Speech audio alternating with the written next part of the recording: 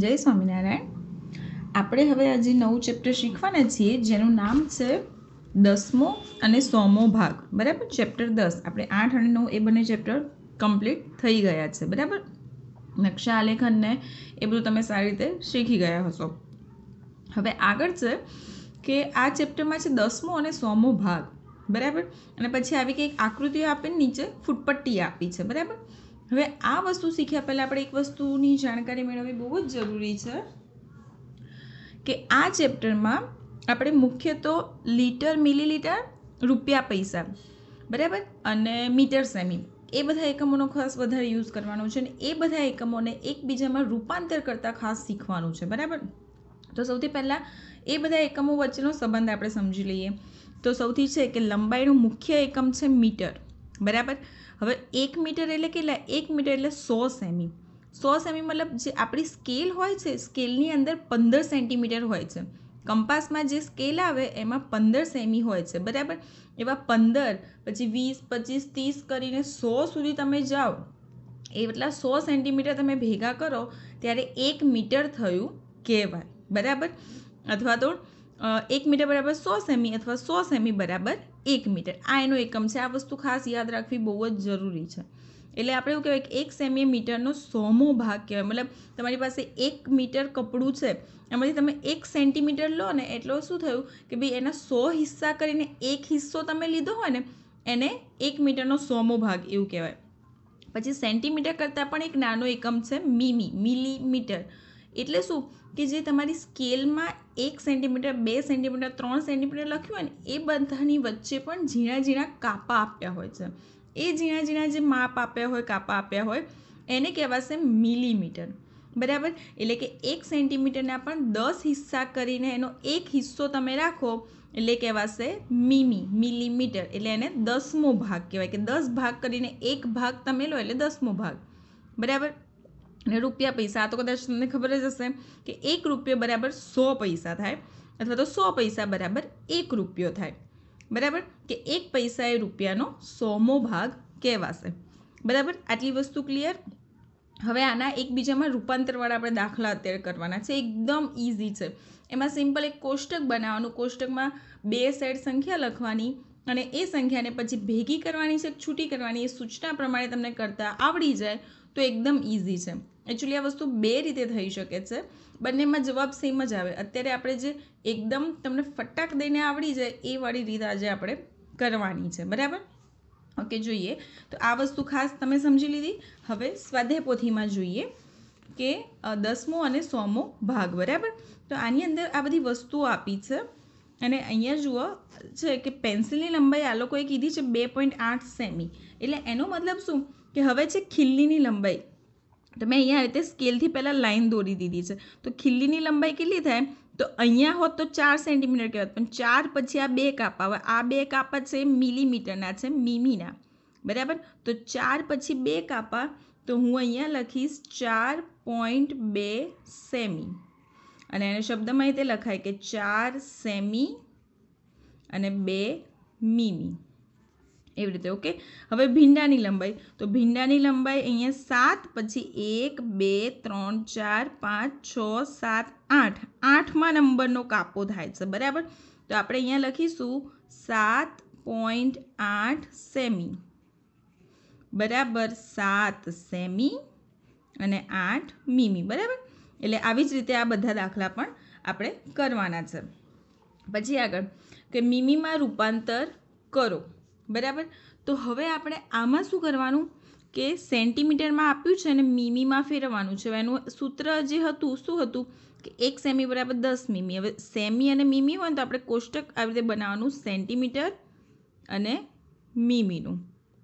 બરાબર, તો હવે શું કરવાનું, એક સંખ્યા બાદ લખવાની, એકમવાળો અંક મતલબ એકમ મતલબ જમણી બાજુવાળી સંખ્યા અહીં લખવાની, બાકીની સંખ્યા અહીંયા લખવાની. તો હું 5 અહીંયા લખું, 0 અહીંયા લખું, તો શું આવે 0 સેમી 5 મીમી. એટલે 0 સેમી બોલવાની તો જરૂર છે નહીં, તો આને લખાશે 5 મીમી. ઓકે, એવી રીતે આ જોઈ લઈએ, સેમી અને મીમી. તો શું થશે 0 અને 9, તો હું અહીંયા લખીશ 9 મીમી. હવે આમાં 8 સેમી આપ્યા છે, તો કેવી રીતે લખીશું? તો જે પોઈન્ટની પછીનું હતું એ આપણે મીમીમાં રાખતા હતા, બરાબર.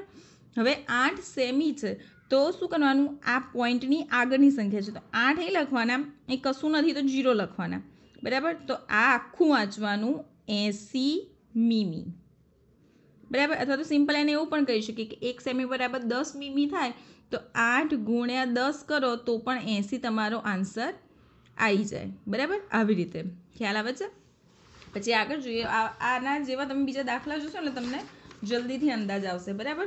હું આમાંથી અમુક જ દાખલા ગણું છું હમણાં, બીજા તમને PDF મોકલીશ, એમાં બધા દાખલા ગણેલા હશે, અને પ્રેક્ટિસ વર્કમાંથી હોમવર્ક મોકલીશ, એ તમારે આના ઉપરથી જાતે ગણવાના થશે, બરાબર. એટલે ખાસ જોજો. હવે મીમીમાં છે સેમીમાં રૂપાંતર, બરાબર. તો શું કરવાનું કે ફરીથી બોક્સ બનાવો, સેમી અને મીમી. આપણી રકમ શું છે? મીમીમાં છે, તો મીમીમાં લખવાના 2, આગળ કશું નથી તો 0. તો આને શું વંચાશે? 2 મીમી વંચાશે, પણ 2 મીમી તો રકમમાં આપ્યું છે, આપણે પાછળ સેમી આવે તે વાંચવાનું. તો આ જે લાઈન છે ને એને પોઈન્ટ વાંચવાનું, તો 0.2 સેમી. ઓકે. હવે આ દાખલો જોઈએ 2 અંકવાળો, બરાબર, કે સેમી અને મીમી. તો શું થશે?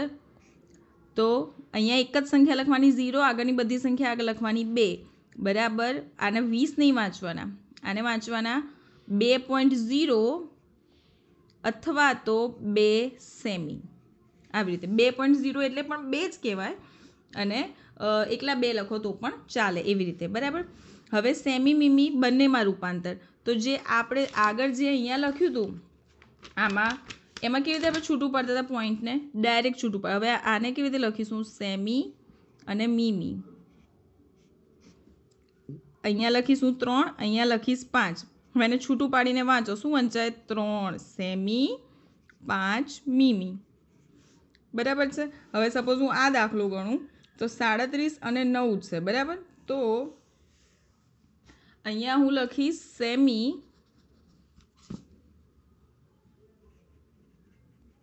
અને મીમી. તો એક સંખ્યા મીમીમાં, બાકીની બંને આગળ, તો અહીં લખાશે 37 સેમી અને 9 મીમી. Okay, clear? હવે આગળ, હવે સેમી મીટરમાંથી સેમીમાં, તો આ તો આપણું સૂત્ર છે. શું સૂત્ર છે?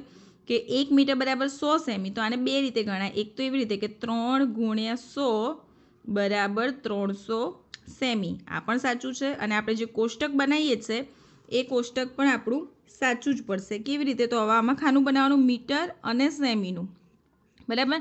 હવે 1 મીટર બરાબર 100 સેમી થાય, એટલે આમાં સેમીમાં 2 મીંડા મૂકવાના, અને મીટર 3 આપે છે અને એ મીટરમાં લખવાનું. હવે આખું વાંચો તો શું થઈ જાય? 300 સેમી, બરાબર. એ 14 આપ્યા હોય તો આપણે બોક્સ બનાવીએ મીટર અને સેમીનું, તો અહીંયા લખવાના 14, અહીંયા 0 0 બરાબર 1400 સેમી. તમે આ બંને રીતે દાખલા ગણી શકો છો. પછી આગળ 600 સેમીને હવે મીટરમાં ફેરવો, તો ફરીથી મીટર અને સેમી. સેમીમાં 2 અંક હોવા જોઈએ, એટલે 0 0 અહીંયા 6 આગળ, તો આને વંચાશે 6 મીટર. એવી રીતે 1000 આપ્યા છે, તો મીટર સેમી. 2 અહીંયા, આગળના 2 અહીંયા, તો આને વંચાશે 10 મીટર, બરાબર. સેમ આ જ રીતના છે બધા દાખલા, બરાબર. તમને બહુ જ મજા આવશે આ બધા દાખલા ગણવાની.